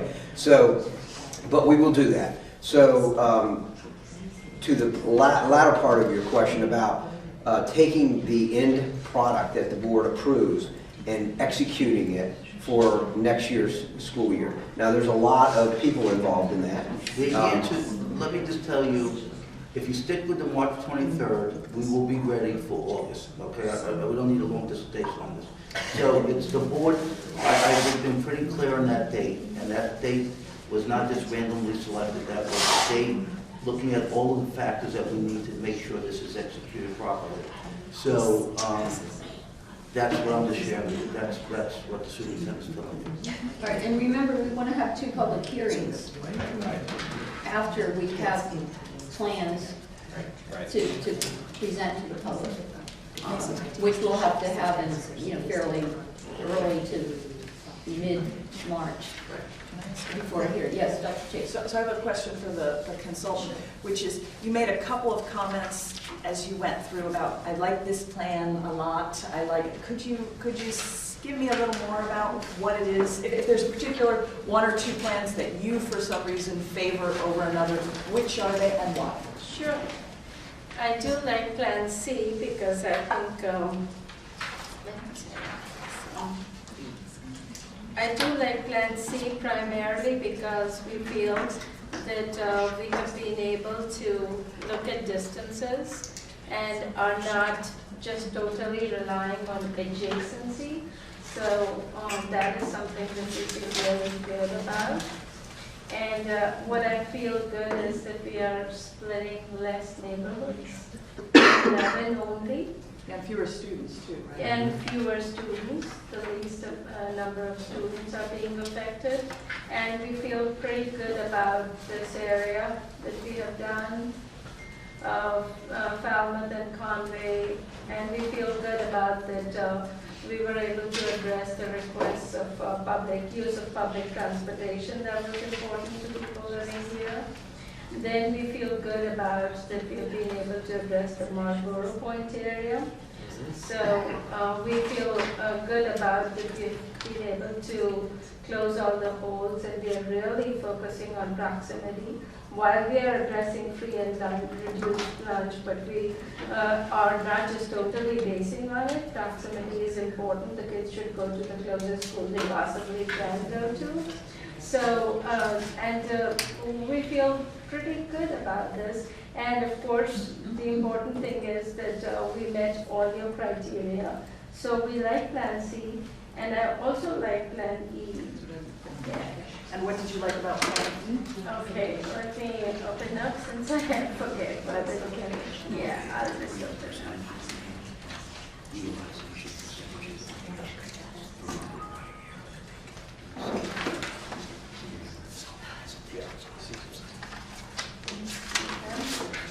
And for Plan E, we like Plan E primarily because we have been able to keep a lot of neighborhoods together. And once again, pretty much things that we said before, that we are looking at proximity, we are looking at trying to keep neighborhoods as together as possible. And we feel this is a good plan, especially because here we have addressed all the islands and we are not splitting neighborhoods, keeping them as close to where they were. Because sometimes, when we looked at when we did the distance analysis, we found that some of the planning units are not going to the closest school, even now. Right. So we tried to make adjustments there, and what we are doing here is very scientific and very logical, and especially because we do not have any association or relationship with any neighborhood. So that is the reason why I think Plans C and E are the best plans. Are your favorite plans? Yeah. And D, there are a few things about D that I would feel. especially we are sending kids from this area south, we are sending them all the way to Brent, so I'm not particularly happy about that, but this is a balancing thing, and I do want to say is that you have 831 neighborhoods, and just splitting 11 of them, I feel is a pretty good job that we did here. And first, when you gave your criteria, we thought it's going to be really hard because you cannot split the planning units. And I think we've been able to achieve that. And Matt has been very quick, I gave him a plan, he could go and quickly run the capacity things based on CSR. So I think we've been pretty thorough about these plans. I just wanted your input because you've been living this for several weeks Yes. and you're just looking at it right now. So I have a really- follow-up question on that. If you had smaller APUs, would the result be the same in your sense? I don't know if this is a question you can answer. Well, Matt and I have worked on the planning units a lot. In some places, maybe, but it's kind of hard to say. Some places, yeah, if we had if we could, it could have been better. But you have to realize one thing, like in areas, your areas are so tight and they are so populated in some places that no matter what you do, like the Brent Smell planning unit, even if we think we would split it, all the students live there. The other thing is just a connecting piece, even if we decide that, okay, these are walkers, we want to split it, but still, white water needs relief. If not this planning unit, it's got to be something else. So 72 students is almost 10% of their capacity, right? Yes. That's pretty good. That's tough, yeah. Yes. Since you've got the map sort of close to where I was, could you pull up the England Run area Oh, sure. under anyone? Because that was one area that was kind of where I wanted to go. If we could zoom in on it, I'm trying over here, but Yeah, you can make it a little bigger for me. And I was just trying to compare between the plans, how many elementary schools that the England Run neighborhoods go to under each one. I think I've got it, but I would prefer to defer to you. So this, I believe, is the England Run neighborhood. Which plan do you have up? I have E, okay, just trying to make sure I'm tracking. Let me just open up. Then E is two, he's like three. Okay. So here, this is your England Run North. And if you look at it, then England Run North is just going to Falmouth. Yeah. And this one, these kids in this neighborhood, which is also has the England Run townhomes, but it's a different neighborhood, they're going to Hampton Oaks, which is Hardwood. I'm sorry. Please. Hardwood. I'm so sorry. Hardwood. They're going to Hardwood before they used to go to Brent. So we feel pretty good about that. And then you still have some England Run here. These are England Run apartments, and they are going to Rockingham. So that would be 3 schools, and the reason I'm sorry, I repeat myself. The middle school overlay on this is somewhat helpful in some of these possible divisions of neighborhoods. When you look at some of the middle school overlay, they do go with this. So I'm just saying to the board, on some of the ones, just double check the middle school feeder. So, and I appreciate you pulling that up. Could you show that under C? Yeah. You want to see them? We want to see it under C. That was my next one.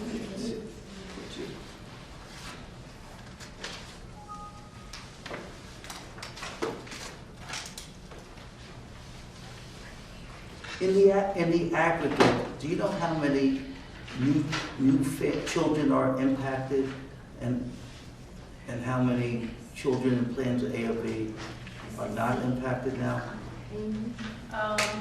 I think, I can't remember about plan, Well, Plan C is 3127 27. and Plan Yeah. E is 3358. Yeah. yeah. Plan C has the least number. D is 3259. No, I guess what I'm saying is children New that, students. that were not initially impacted in plans A or B. Do we know how many now new families who thought they were, that were originally staying They at thought they this- were safe. Yeah, thought they were, unaffected. yeah. I think that's gonna come, Dr. Kisner, that'll come with either the APU moving in or out, or neighborhood. So you were showing us C. All right, can we look at Augustine or? Well, wait, we were just gonna finish. Oh, I'm sorry, I thought we were Wait, finished no, with no, that. no. Okay, after this, we'll move up Yeah. to north. So here, what we have is, what we have here is, let me get it right. This subdivisions.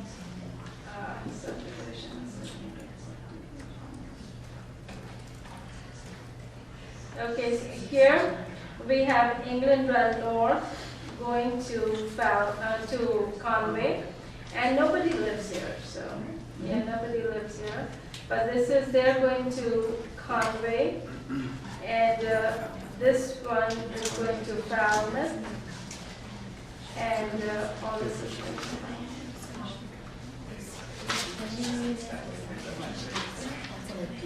All right, any more questions on the England Run? If not, can we go up to Augustine North? When we met the last time, you had one of the versions, I think it was B, had Augustine North going to Brent, and in your comments said that you were going to, that was one of the moves that you were proposing to stay in Winding Creek so as not to split the subdivision, and it was closer. But I don't see that in any of these. Oh, in this plan, I think D looks like very, very similar to what was the old A. this is where Augustine North, And is this A or, is this C or? this or is E? C. This is C. Okay. Yeah, Okay. Augustine North is going to Brent, and this is Augustine North, the way the neighborhood is. And how many students do you have in there? Yeah. So we have one planning unit, two planning units, three planning units, make up Augustine North, and altogether, in fall, there are going to be 89 students, and right now we have 65. So we have 65 now, we're projecting that they're going to increase by 50%. That was my issue with the last work session.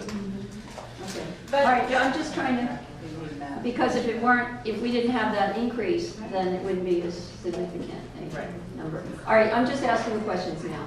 But when we met before, you were talking about putting that back in, leaving it, not putting it back in, but leaving it in Winding Creek. Is there a reason why that moved? Okay, It looks like a carve out almost. If you look at that green, they carved out that section to put it in another color. Something's got to give from Winding. Something's got to give. And here, if you look at it, our distance analysis, Winding Creek is about 1.8 miles, and Brent is 2.2 miles. And keep in mind, while I'm saying these distances and immediately you're thinking of driving distance, I want to tell you, because I'm not working with an individual address, I'm working with planning units, so I take the segment of the planning unit. Okay? So regardless, for this planning unit, yeah, Winding Creek is closer. But for this one and this planning unit, Brent is closer. And we want to keep the whole thing, so Brent is as good as Winding Creek. For purposes of assignment, I know any changes. Now, for Plan E, is it the same? For plan, I can just open up plan E or I can add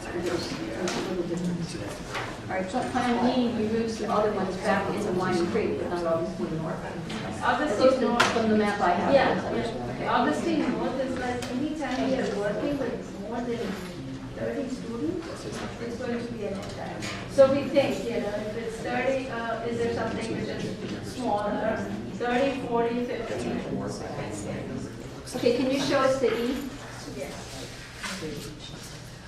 See that blue down the side there? That changes for you. so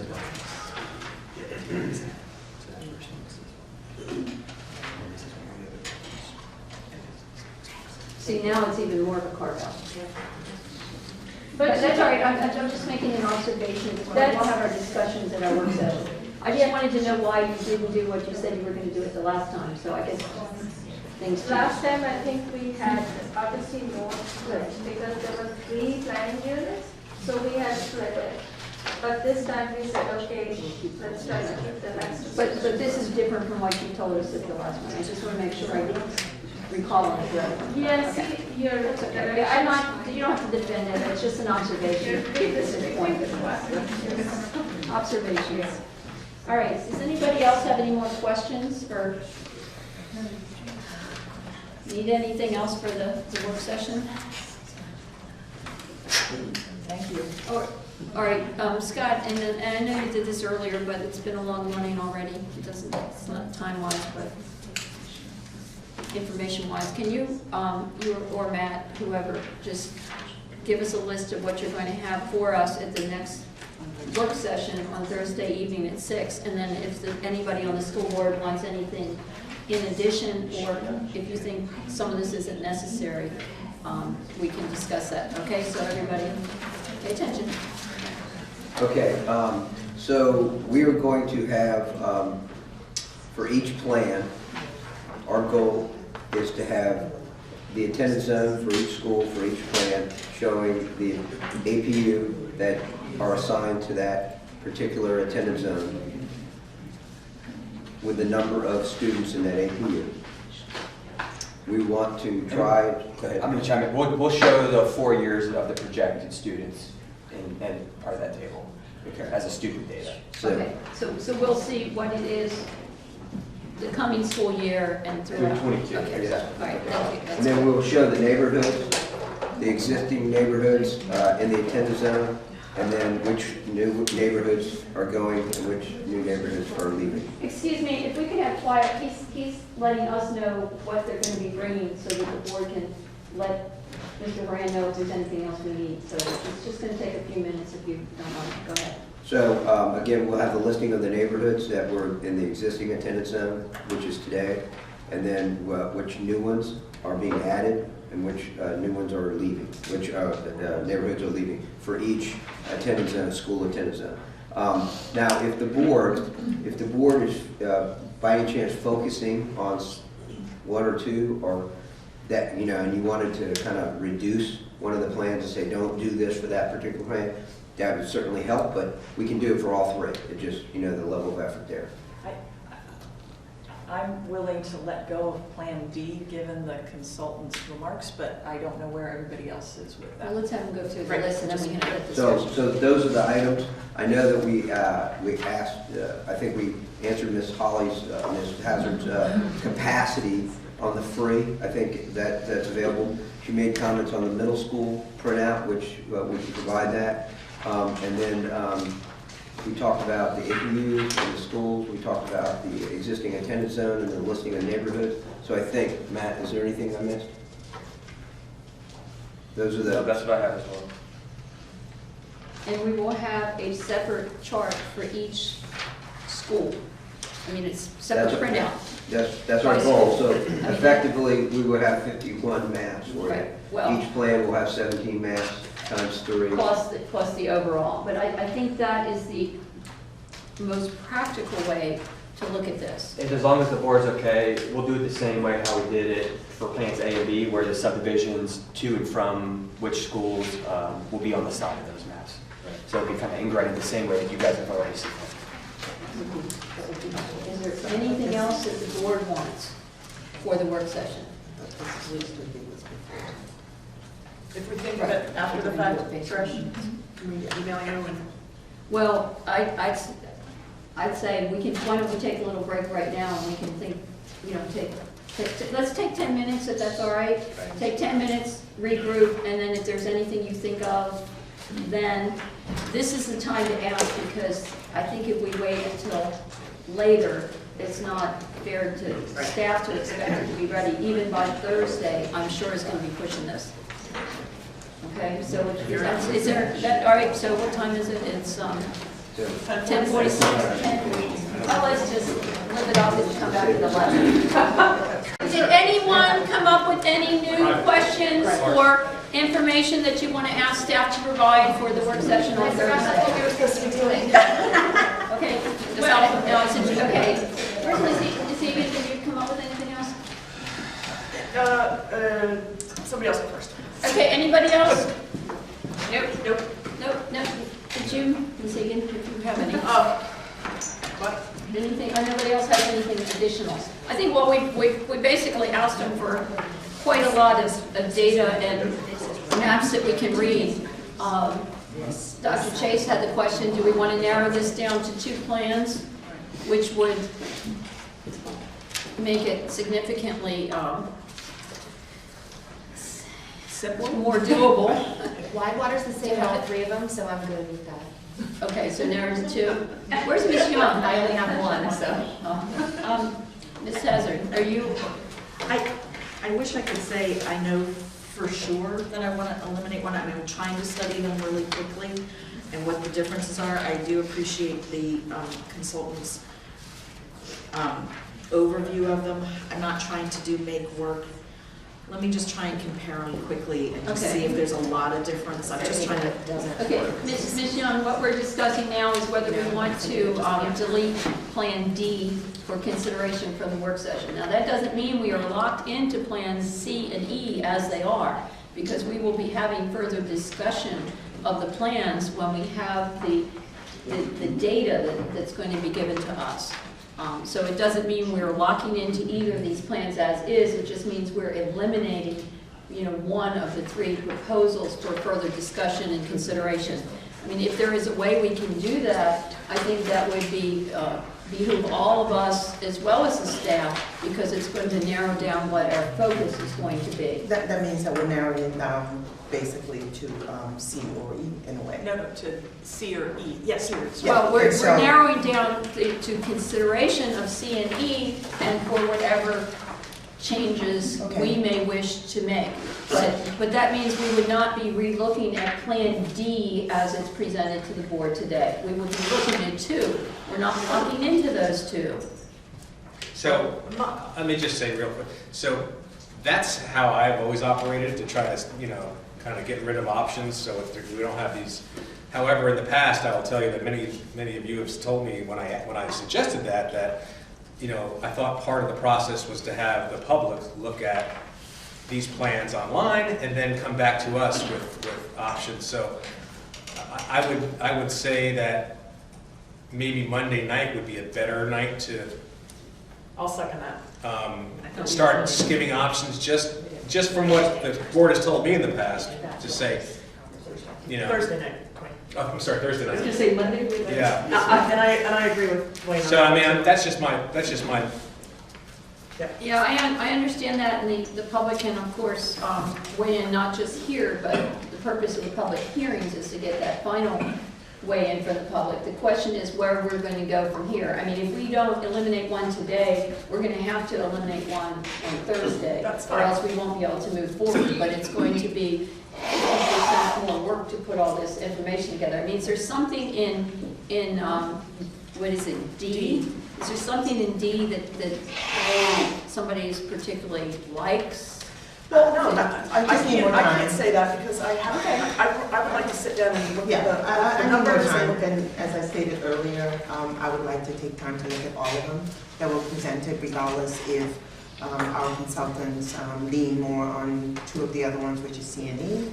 I would like time to look at all of them, so I would say just do the work, and you could start with C and E if you like, and if you have more time to do D, then that's fine, but I would like all 3 information. I'm just speaking for myself, I can't really look at these the way I need to look at them without all this data that we've requested. I need the APUs, I need the students, I need to know who's coming and who's going. So if we want to have all 3 come back to us, we can do that, but I think we need to plan on narrowing it down to 2, and if not, get to a point where if we're not going to be, making any adjustments on Thursday, setting a meeting up for the next week, we may as well go ahead now and schedule it to come up with the plans that we want to present at the public hearing. And who's got a calendar? Let's see. We probably would be a good thing if we're backing up from the what is it, the 28th of March? All right, so between now and well, our meeting is on March 26th. So we're going to have at least 2 work sessions and 2 public hearings, if not a public hearing not another work session afterwards. Or a work session? Well, we've always had public, these are not town halls. Town halls are where people ask questions, they get answers. Public hearings is where we sit as the board and we listen to however many people want to come and speak for us about the plans. My suggestion is we do one in the north, one in the south, to make it easier for people to get to it. We can set the places where they'll be, at a later date, unless somebody wants to do something in the middle. I expect we'll have, quite a number of speakers. Yeah, high school and the north, well, we got north and south high schools. Yeah. Does that sound okay? Everybody, North Stafford and South Stafford? When do you want to have these? In March, we've got a meeting on the 12th, we've got a meeting on the 26th, which is when we're gonna have to be ready to go. So we're gonna have to allow time for the 2 public hearings after we've come up with plans to present to the public. We're meeting on the 28th. I think it would be perhaps optimistic to think we're going to come up with 2 plans that night. We might. But if we've got 3 and we're just narrowing it down to 2, I don't think that's going to be feasible. March, isn't March 19th? March 5th would be the next week on a Tuesday night, if we do not continue. Not doing it. Nope. Not available. It'd be a late night, yeah. 5th isn't a good day for you? No. Okay. What about the 6th? That is not preferable, but I will make it work. 7th? How about if we try to have the public hearings on Thursdays? Are Thursdays generally available for people? Wednesday later that night is Ash Wednesday. Well, we really can't talk about, we can talk about it, but we can't set a date for the public hearings until we have something to present. And I say that again because I don't think we're going to be ready. I'd love to be ready after the next work session.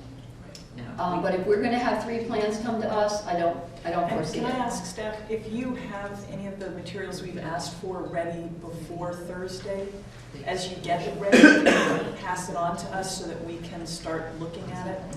If that, You bet. okay, great. Patricia, the 6th can Yes. work, I just, Well, I'm looking at a second work session, what I'm and we thinking too. understand the consultants won't be here. This will be a board staff work session. it's gotta be that week. All right, yes, it has to be that week. It could either 6 be or 7, it's fine. Monday, Wednesday, or Thursday. Is it a Monday, Wednesday, or Thursday, the week of March 4th? Wednesday and Thursday are fine for me. Fine for me. Okay? Yeah, I can make it work.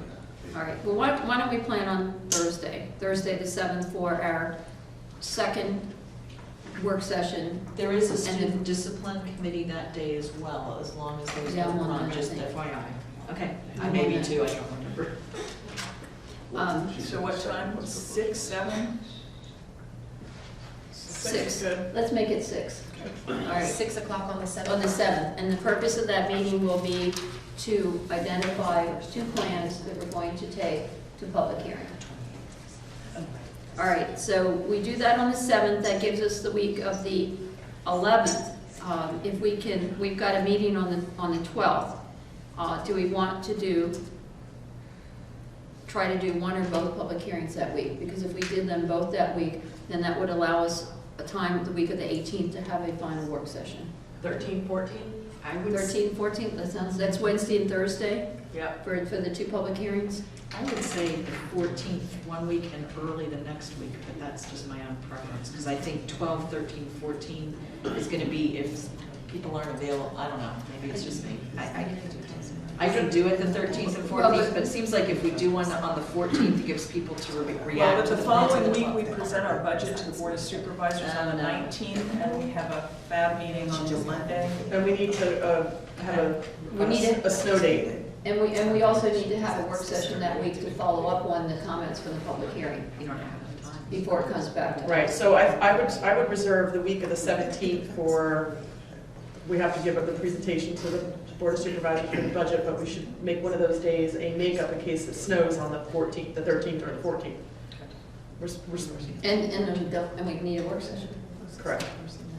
All right, but if we, so we don't want, not that I want to meet, but if we aim for the 12, 13, and 14, then we can have that next Monday, perhaps, for the, But that's the makeup. FAB meeting, right? Well, I mean, Yeah, we that can- may have to change. Yep. This is, at this point, Yeah. no offense, but No, this no, is I'm more not important offended. than Yeah, FAB at this point. Yep, so we're putting the 13th and the 14th down for Public hearings. Starting at 7 or 6? I mean, for people coming home from Or work. 6:30. Let's do it at 6:30, because I'm sure we'll be going on for several hours. People can come in. All right, so you want to do, flip a coin, north, south? See One what's first, available. one the other one? Let us work with the high schools, ma'am, Okay. to make sure All they're right. available. Well, And then if they're not, we can do it at middle school, or, we'll try to do it at high well, school. we want to do it logistically on two ends of the county, so Right. Yes, people ma'am. They should be able to be take care of it. equidistant. All right, so the, we'll have a meeting on the 12th, 13th and 14th, we'll have the two public hearings, we'll begin at 6:30 and continue until people, anybody who has wished to address this is done so. Then the makeup day, in case we have a snow day, Monday. for those would be, how about Monday, the 18th? Yeah. All right, then Tuesday, the 19th, we do the budget presentation. And then, either Wednesday or Thursday, we should have our work session, because we need to have the work session the week before to give staff time to make any adjustments they need to adjust before it comes to us for a vote on the 26th. So we're looking at what, the 21st for that work session? 20th, yeah, probably. Is that Thursday, the 21st? Yeah. And let's plan on that for 6 o'clock. Okay? Whew. Look at me, it's spring break. All right, this is an ambitious schedule, but it's the only way we're gonna get it done. Now, why don't we also say, so the 18th was our makeup day? Yeah. If, God forbid, schools are closed the 13th and the 14th, let's plan on the 18th, either at Brook Point or Colonial Forge, somewhere in the middle, and have one. Is that, unless does our policy require two? I don't think it requires any, no. Well, and if school is closed, but the roads are okay in the evening, we could still have our meeting, right? Yes. Okay. But we'll need to make sure we get the message out to people. So right now, we've got one scheduled the 13th, one scheduled the 14th on two ends of the county. If they both get canceled, we'll reschedule it for one on the 18th. And that'll give us still time to have our work session that we plan on the 21st. Where are we going to do the work sessions on the 7th and the 21st? PDC. PDC? Yeah, that'll give us You had mentioned more earlier room. about PDC. Yeah. I think we'll need a place where we have tables so we can spread out. Okay. Doing it in our boardroom is not really Right. good for having space for looking at all these charts. Okay. Okay. All right. Whew. I just Welcome have back. one question. If it impacts a lot of additional families, are we not going to have a town hall? Or we just run right to the public hearing? Well, the town hall is to ask questions. I think at this point, if people want to ask questions, they can send the questions in. We refer them to you. You can respond to the questions.